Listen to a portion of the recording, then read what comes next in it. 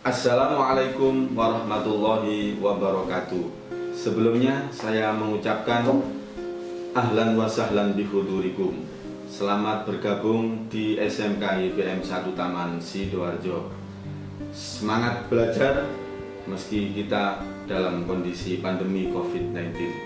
Anak-anakku semua yang saya cintai, di sini saya akan menyampaikan tentang KPI dan Al-Quran. Pertama, tentang KPI. Dalam materi KPI ini yang kita kenal dengan kecakapan penerapan ibadah, yang kemudian disebut dengan KPI. KPI merupakan ikon daripada SMK YPM 1 dan seluruh lembaga pendidikan yang berada di naungan Yayasan Pendidikan dan Sosial Ma'arif YPM se-Indonesia. Anak-anakku, dalam pembelajaran KPI nanti kalian akan diberi buku panduan KPI seperti ini. Dalam pembelajaran KPI, anak-anak akan mendapatkan buku panduan seperti ini. Buku panduan KPI ini berisi tentang materi-materi penerapan ibadah harian yang sesuai dengan tuntunan dan tatanan syariat agama Islam ala ahlu sunnah wal jamaah an-nahdiyah. Dalam buku panduan KPI ini hendaknya kita rawat dan kita jaga dengan baik sampai anak-anak nanti lulus kelas 3. Selanjutnya, setelah mendapatkan buku panduan KPI, anak-anak juga diberi buku monitoring KPI. Buku monitoring KPI ini perlu saya tekankan kepada anak-anak semua tentang identitas-identitas yang harus diisi. Hendaknya setiap anak harus mengisi identitas di buku monitoring KPI ini sesuai dengan identitas masing-masing dan harus disertakan foto terbaru. Baik anak-anak, bagaimana tentang teknis pembelajaran KPI ini? Yaitu setiap anak nanti akan membaca setiap materi yang ada di buku panduan ini. Kemudian di monitor dalam buku prestasi KPI atau buku monitoring KPI ini. Contoh materi tentang mensucikan najis. Anak-anak akan membaca dengan teliti dan seksama hingga betul-betul menguasai. Setelah dirasa menguasai betul, anak-anak akan maju di hadapan guru secara individu. Kemudian tentang standar penilaian keberhasilan pembelajaran KPI sudah ditentukan dalam buku petunjuk prestasi KPI.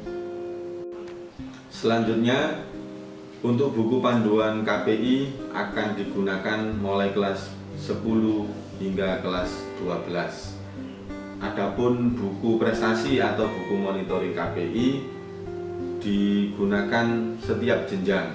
Ini buku prestasi atau buku monitoring untuk kelas 10 yang berwarna seperti ini untuk buku prestasi KPI atau monitoring KPI. Adapun untuk kelas 3 ada buku prestasi atau buku monitoring KPI seperti ini.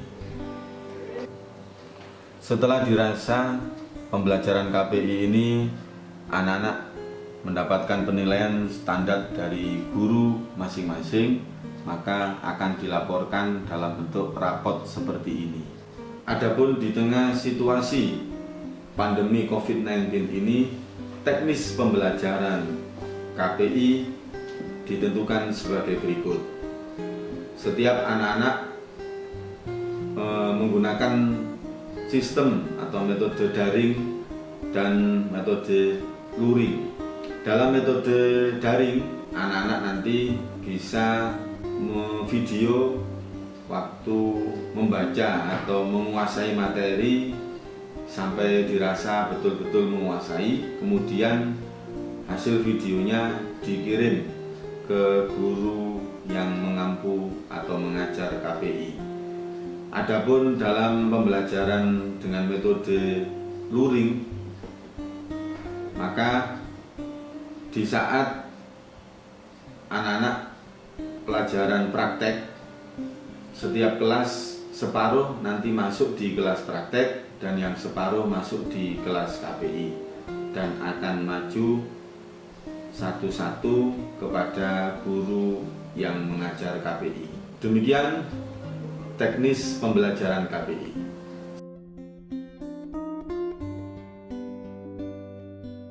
Selanjutnya tentang pembelajaran Al-Quran.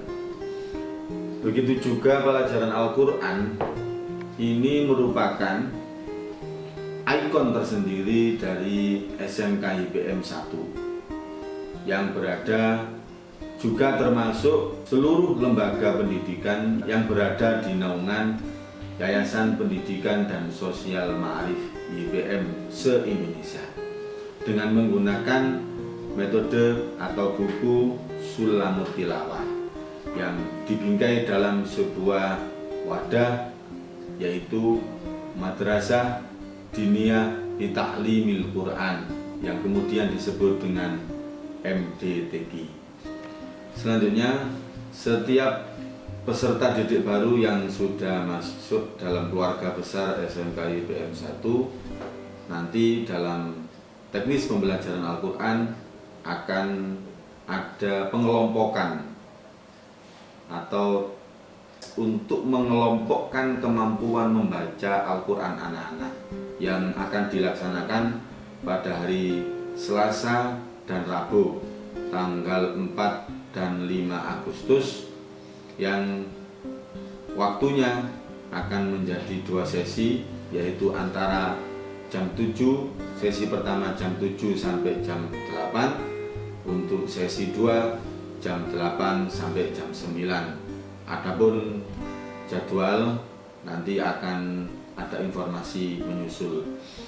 Berikutnya, setelah dikelompokkan sesuai kemampuan masing-masing, nanti setiap peserta didik baru akan mengetahui hasil pengelompokan kemampuan membaca Al-Quran yang bisa dilihat di informasi berikutnya seperti ini. Dari hasil kemampuan pengelompokan membaca Al-Quran setiap peserta didik, nanti hasilnya akan bisa kita lihat. Setelah dikelompokkan, nanti ada absensi per kelompok masing-masing, sehingga misalkan anak itu ada di kelompok A, kemudian meskipun masuk kemudian tidak berada di kelompok A, maka dia dianggap tidak hadir. Ini contoh presensi atau absensi setiap kelompok masing-masing. Dalam pembelajaran Al-Quran, setiap peserta didik baru akan mendapatkan kitab Sulamut Tilawah, dan kitab ini bisa digunakan mulai dari kelas 10 hingga kelas 3 di SMK YPM 1 Taman Sidoarjo. Dalam kitab Sulamut Tilawah terdiri dari 4 jilid. Tentunya bagaimana teknis pembelajaran Al-Quran dengan menggunakan metode Sulamut Tilawah ini? Teknisnya adalah dalam 1 pekan terdiri dari 2 tatap muka. Dalam setiap tatap muka diharapkan sesuai target yang diinginkan mendapatkan 2 halaman, sehingga dalam 1 pekan setiap peserta didik mengikuti pembelajaran Al-Quran 4 halaman, sehingga dalam 1 semester setiap peserta didik sudah mencapai 2 jilid. Selanjutnya dilanjutkan untuk semester genap akan ada pengelompokan sesuai kemampuan lagi, dan dilanjutkan jilid 3 dan seterusnya hingga jilid 4, hingga nanti pada proses pembelajaran Al-Quran. Dan akhirnya target yang diinginkan dalam pembelajaran Al-Quran di SMK IPM 1 Taman Sidoarjo ini adalah setiap masing-masing peserta didik mampu membaca Al-Quran dengan baik, dan dibuktikan dengan mendapatkan sertifikat seperti ini. Dan tampak di belakangnya terlihat kecakapan dan kemampuan nilai yang diperoleh. Adapun teknis pembelajaran Al-Quran di tengah situasi pandemi COVID-19 ini tersusun standar operasional prosedur pembelajaran daring Madrasah Diniyah li Ta'limil Quran Yayasan Pendidikan dan Sosial Ma'arif tahun pelajaran 2020-2021. SOP untuk siswa. Siswa dianggap hadir jika setiap hari Senin dan Selasa di setiap minggu pertama, kedua, dan ketiga membuka link YouTube atau video WA tutorial pembelajaran baca Al-Quran Kitab Sulamut Tilawah. Kedua, siswa di dalam membuka link YouTube atau video WA tutorial pembelajaran Al-Quran Kitab Sulamut Tilawah tidak dibatasi waktu atau jam, akan tetapi dibatasi hari Senin dan Selasa. Dalam pembelajaran baca Al-Quran daring, siswa boleh meminjam HP teman atau menggunakan fasilitas sekolah. Pada saat evaluasi pembelajaran baca Al-Quran, siswa wajib hadir di sekolah pada minggu keempat sesuai dengan jadwal evaluasi yang dibuat oleh guru pembina masing-masing kelompok. Di setiap pertemuan evaluasi, tentunya semua peserta didik wajib menerapkan protokoler kesehatan dan tidak boleh lebih dari 5 siswa dengan durasi waktu maksimal 30 menit per pertemuan. Adapun ketidakhadiran siswa, yaitu siswa yang sakit atau karena ada kepentingan keluarga sehingga tidak sempat membuka link YouTube atau video WA tutorial pembelajaran baca Al-Quran Kitab Sulamut Tilawah, dan mohon koordinasi dengan guru pembina atau memberitahu. Selanjutnya, siswa yang tidak pernah membuka link YouTube atau video WA tutorial pembelajaran baca Al-Quran Kitab Sulamut Tilawah paling lama 3 hari dan tidak ada pemberitahuan, maka pembina wajib menghubungi keluarga lewat nomor WA yang ada. Jika tidak ada jawaban, maka dianggap tidak masuk. Adapun tentang pembelajaran siswa, selama pembelajaran daring, siswa wajib didampingi oleh orang tua atau anggota keluarga yang ada. Siswa menyiapkan kitab Sulamut Tilawah terlebih dahulu sebelum membuka link YouTube atau video WA tutorial pembelajaran baca Al-Quran Kitab Sulamut Tilawah. Uraian kegiatan pembelajaran baca Al-Quran daring sebagai berikut. 1. Sebelum daring, siswa berdoa terlebih dahulu atau membaca surat Al-Fatihah. 2. Siswa membuka kitab Sulamut Tilawah terlebih dahulu sesuai dengan kemampuan jilid dan dilanjutkan membuka link YouTube atau video WA tutorial pembelajaran baca Al-Quran Kitab Sulamut Tilawah. 3. Siswa menyimak dan menirukan bacaan guru pembina di video tutorial pembelajaran baca Al-Quran Kitab Sulamut Tilawah. 4. Setelah menyimak dan menirukan bacaan guru atau pembina, di video tutorial tersebut, siswa wajib mengulang-ulang bacaan tersebut sampai betul-betul sesuai dengan bacaan guru pembina di video tutorial tersebut. 5. Jika bacaan siswa sudah bagus dan sesuai dengan bacaan di video tutorial tersebut, maka siswa wajib menyetorkan bacaan tersebut pada saat pertemuan evaluasi pembelajaran baca Al-Quran. 6. Di setiap selesai pembelajaran daring, siswa wajib mengakhiri dengan doa akhir belajar yang ada di buku KPI. Yang perlu saya tekankan kepada anak-anak tentang pembelajaran Al-Quran adalah ketika pertemuan evaluasi di minggu keempat, bahwa jadwal SMK YPM 1 dilaksanakan pada pukul 12 sampai dengan 12.30.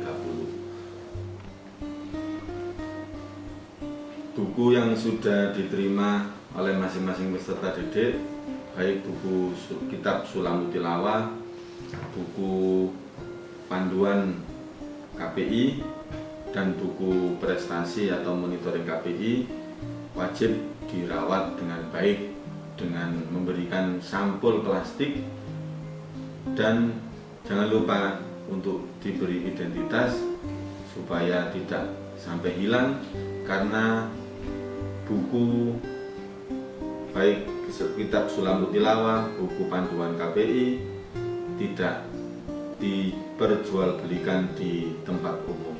Demikian teknis pembelajaran KPI dan pembelajaran Al-Quran yang dapat saya sampaikan, dan akhirnya harapan kita bersama, mudah-mudahan ilmu yang diperoleh selama meraih pembelajaran di SMK YPM 1 Taman Sidoarjo ini menjadi ilmu yang barokah, menjadi ilmu yang bermanfaat, dan mudah-mudahan Allah senantiasa memberikan jalan kemudahan pada kita semuanya, dan lebih-lebih kita tetap berdoa dan terus meningkatkan iman untuk memperkuat imun kita. Mudah-mudahan kita diberi keselamatan, kesehatan, umur panjang oleh Allah Subhanahu wa Ta'ala di tengah wabah yang telah melanda bangsa kita. Wa akhiran, wallahul muwafiq ila aqwamit thoriq. Wassalamualaikum warahmatullahi wabarakatuh.